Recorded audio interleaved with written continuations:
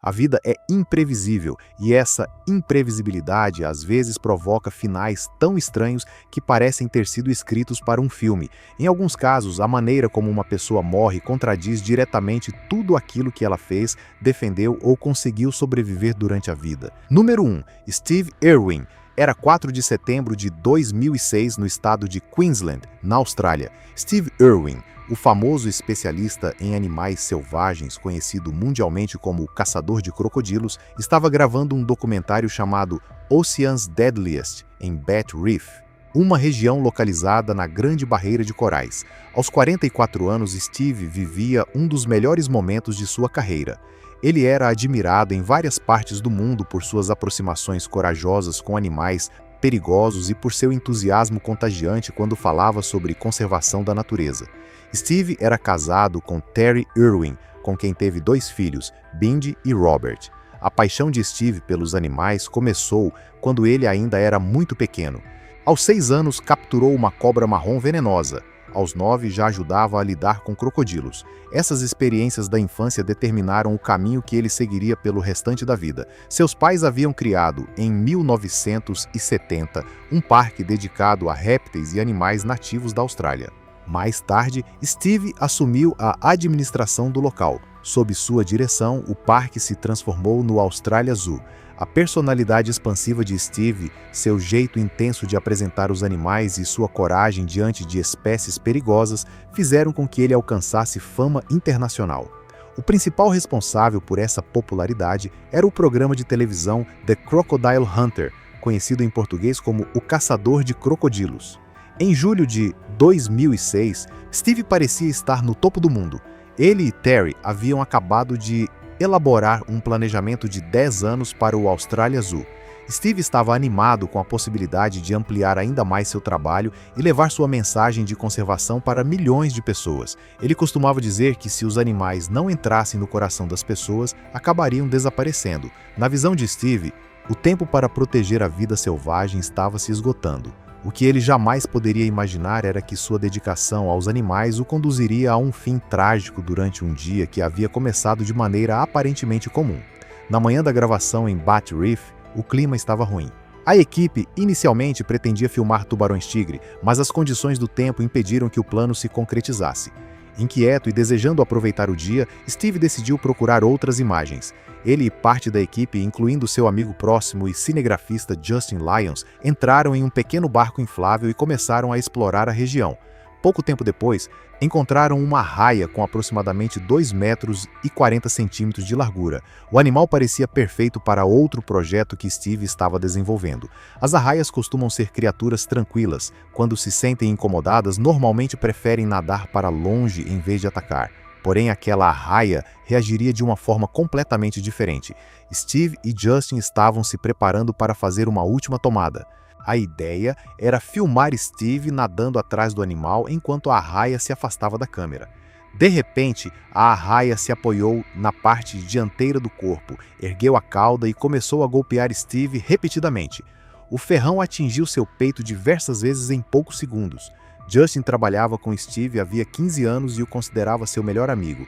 Seguindo uma regra que os dois mantinham durante as gravações, ele continuou filmando tudo. A regra de Steve era simples, não importava o que acontecesse, a câmera deveria permanecer ligada. Mas Justin rapidamente percebeu que aquilo não era apenas mais um encontro arriscado com um animal. Ele descreveu o ataque como uma sequência extremamente rápida de golpes. Segundo o cinegrafista, a arraia começou a atacar violentamente com a cauda, desferindo inúmeros movimentos em poucos segundos. A força do ferrão atravessou o corpo de Steve com enorme facilidade. Justin comparou o impacto ao movimento de uma faca quente atravessando manteiga. Quando a arraia finalmente se afastou, Steve estava cercado por uma grande quantidade de sangue. A equipe percebeu imediatamente que precisava agir. Eles puxaram Steve para dentro do barco inflável e iniciaram uma corrida desesperada de volta à embarcação principal, chamada Croc One. Mesmo sentindo dores intensas, Steve permaneceu relativamente calmo. Ele disse a Justin que acreditava que o ferrão havia perfurado seu pulmão. A situação, porém, era muito mais grave. O ferrão da arraia havia atingido diretamente o coração de Steve.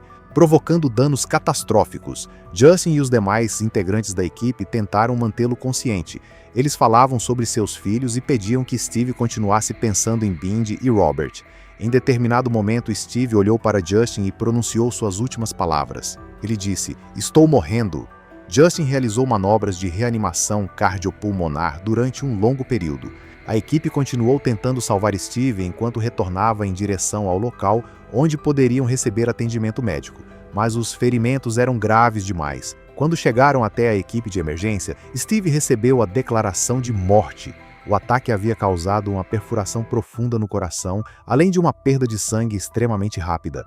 Nessas condições, as possibilidades de sobrevivência eram praticamente inexistentes. A notícia da morte de Steve Irwin chocou o mundo. Durante anos, ele havia se aproximado de crocodilos, serpentes venenosas, tubarões e outros animais considerados extremamente perigosos. Por isso, parecia inacreditável que ele tivesse perdido a vida após o ataque de uma arraia, um animal frequentemente descrito por especialistas como pacífico e pouco agressivo.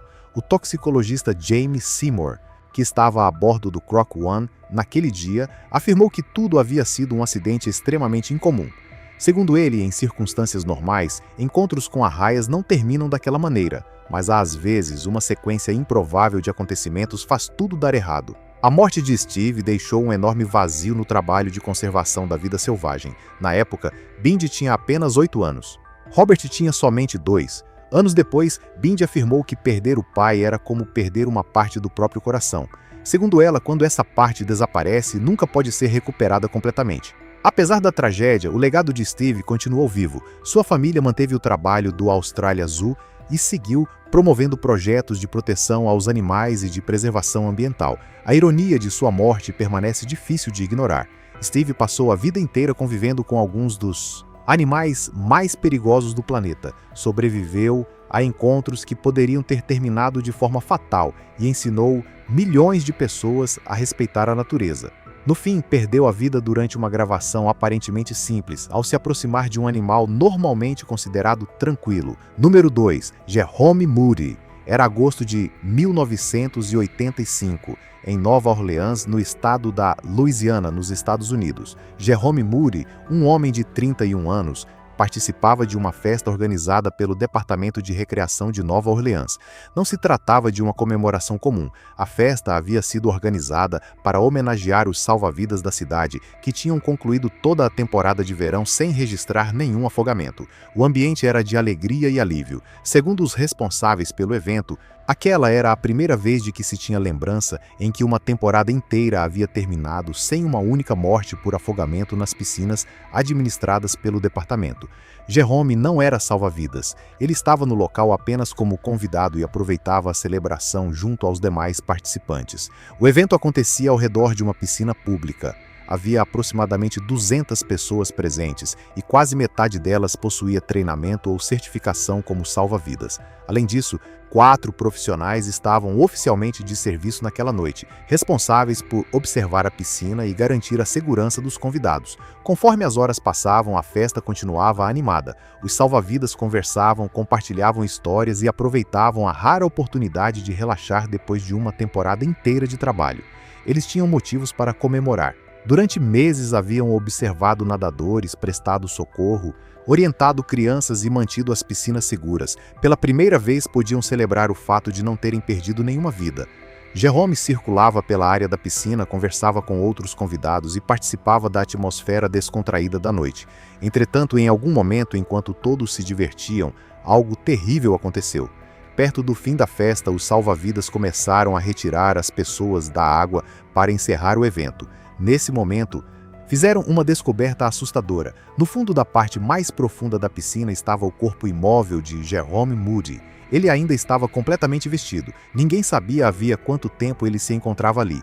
De alguma maneira, Jerome havia caído ou entrado na piscina e se afogado sem que ninguém percebesse. Tudo aconteceu diante de dezenas de salva-vidas. Sua presença na água não recebeu atenção até que já fosse tarde demais. O clima de comemoração imediatamente se transformou em pânico e incredulidade. Os salva-vidas retiraram Jerome da piscina e começaram a tentar reanimá-lo. Realizaram manobras de emergência enquanto aguardavam a chegada dos profissionais de saúde. Apesar dos esforços, não conseguiram fazê-lo voltar a respirar. Quando o atendimento médico chegou, Jerome já não apresentava sinais de vida. Uma autópsia confirmou posteriormente que a causa da morte havia sido afogamento. A ironia era impossível de ignorar. Um homem havia morrido afogado durante uma festa organizada especificamente para celebrar uma temporada sem afogamentos. Os salva-vidas ficaram arrasados. Eles tinham orgulho da atenção, do treinamento e da dedicação que haviam demonstrado durante todo o verão. Ainda assim, não perceberam que um homem estava morrendo no fundo da piscina enquanto a comemoração acontecia ao redor dele. Madeleine Richard, diretora do Departamento de Recreação de Nova Orleans, falou sobre a tristeza sentida pelos envolvidos. Ela afirmou que os salva-vidas estavam profundamente abalados e classificou o acontecimento como uma verdadeira tragédia. Segundo Madeleine, todos haviam comentado durante a festa sobre a importância daquela temporada. Era a primeira vez, dentro da memória dos funcionários, que podiam comemorar um período completo sem mortes nas piscinas. A descoberta do corpo de Jerome deixou várias perguntas sem resposta. Como ele havia chegado à água? Jerome caiu por acidente? Ele tentou nadar? Passou mal? Por que ninguém percebeu que ele estava em perigo? A investigação descobriu que Jerome não havia entrado na piscina para nadar com os demais convidados. Quando o encontraram, ainda usava todas as roupas. A forma exata como entrou na água permaneceu desconhecida, encoberta pela movimentação, pelas conversas e pela confusão da festa. De acordo com as informações reunidas sobre sua vida, Jerome havia nascido em Emporia, no estado da Virgínia, filho de George e Daisy Moody. Mais tarde, mudou-se para Portsmouth, onde recebeu sua educação inicial. Jerome possuía um forte espírito empreendedor. Durante parte da vida, trabalhou como motorista de entregas para uma empresa de lavanderia e alimentava o sonho de administrar o próprio negócio de lavagem a seco. Esse sonho chegou a se concretizar. Ele operou uma lavanderia no bairro do Bronx, em Nova York, durante vários anos de sucesso. Sua trajetória ficou marcada pela ambição e pela determinação de construir uma vida melhor. Depois de retornar a Portsmouth, Jerome continuou estudando e concluiu uma graduação na Norfolk State University. Também se tornou um participante ativo da comunidade. Construiu uma relação próxima com a Noble Street Baptist Church e colaborou com uma organização cívica local. Jerome deixou um filho, uma neta, um irmão e 3 irmãs. Outros integrantes de sua família já haviam falecido antes dele. A morte de Jerome se tornou conhecida principalmente por causa das circunstâncias inacreditáveis em que ocorreu. Quase 100 salva-vidas estavam presentes na festa. 4 deles tinham a função específica de vigiar a piscina. Mesmo assim, um convidado completamente vestido terminou no fundo da parte mais profunda sem receber atenção. O caso mostra que a sensação de segurança pode ser enganosa. Todos acreditavam que aquele provavelmente era um dos lugares mais seguros da cidade para estar perto de uma piscina. Havia profissionais treinados por todos os lados. A própria comemoração existia porque ninguém havia se afogado durante o verão. No entanto, exatamente naquela noite, em meio à celebração do recorde, um homem perdeu a vida da maneira que todos acreditavam ter conseguido evitar. Número 3, Derek Kipper. Era a madrugada de 4 de janeiro de 2005, na rodovia interestadual número 80, perto de Lincoln, no estado de Nebraska, nos Estados Unidos. O clima estava muito frio e a pista se encontrava perigosa por causa do gelo.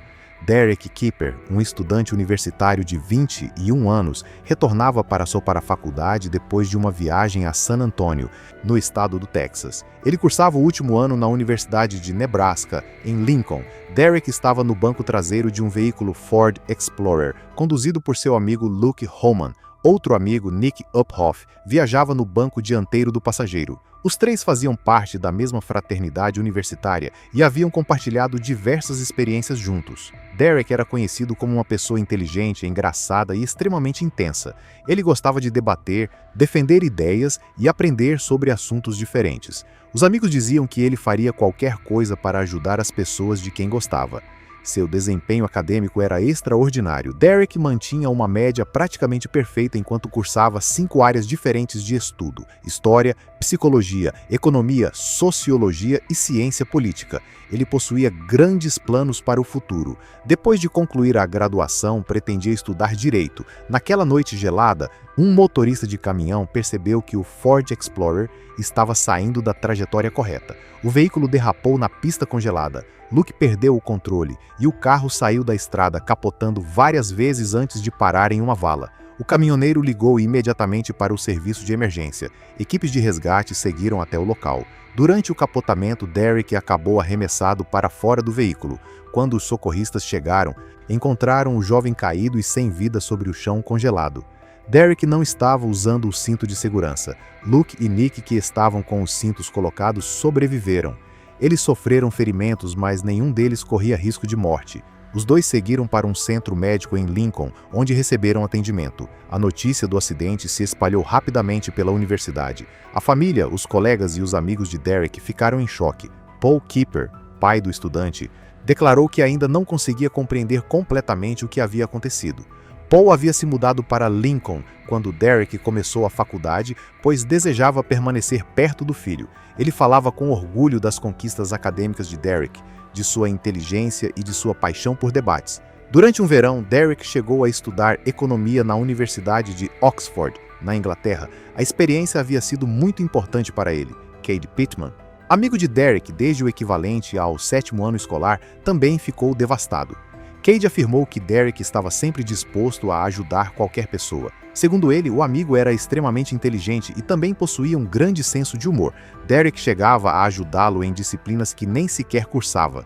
Cade havia encontrado Derek pouco antes de sua viagem ao Texas, durante o período de Natal. Aquela acabaria sendo a última vez em que os dois se encontrariam. O capitão Joe Lear, do gabinete do xerife do condado de Lancaster, apresentou os detalhes da investigação. Ele confirmou que o consumo de álcool não havia contribuído para o acidente. A causa principal era a perda de controle do veículo sobre a pista coberta de gelo. O Ford Explorer derrapou, saiu da estrada e capotou na vala. O fato de Derek não estar usando o cinto fez com que ele acabasse lançado para fora durante os capotamentos.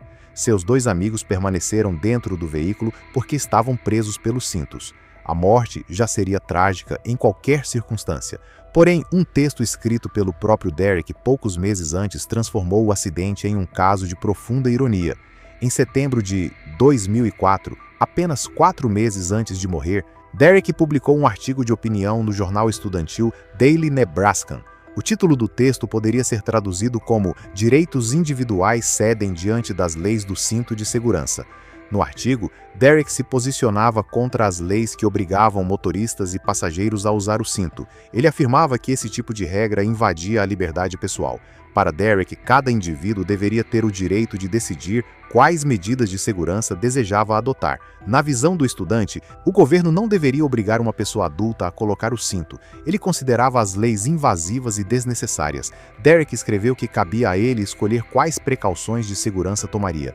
Também se colocou ao lado das pessoas que se recusavam a usar o cinto como forma de resistência às exigências governamentais. Suas palavras eram firmes e refletiam o compromisso que possuía com a defesa das liberdades individuais. 4 meses depois, Derek morreu justamente porque não estava usando o equipamento cuja obrigatoriedade havia criticado.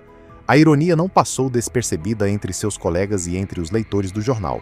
O argumento de Derek contra as leis de uso obrigatório do cinto havia terminado da maneira mais devastadora possível. Seus amigos que estavam usando o dispositivo sobreviveram. Derek, que estava sem ele, acabou arremessado para fora do carro e morreu. O caso passou a ser citado como um exemplo doloroso da importância dos cintos de segurança. O objetivo do equipamento é impedir que o corpo acabe lançado contra partes internas do veículo ou para fora dele durante uma colisão.